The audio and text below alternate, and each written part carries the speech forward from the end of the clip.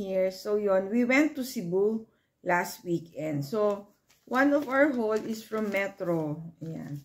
Simple lang yan, pero we will share it with you.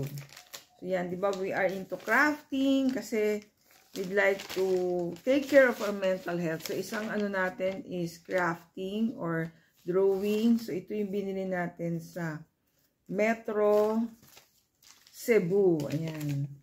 Metro Department Store.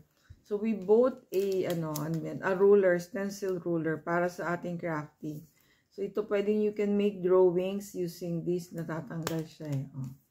Lagay mo dito or dito. You can draw circles and parang ano siya, yung mandala drawings. Ayan. Share lang natin yan. So, yan. You don't have to have expensive tools for your art. So, ito is 17 pesos. From, ayan, Metro Department Store in Cebu. Stay safe, everyone. God bless you all. Thank you for watching. See you on our next video.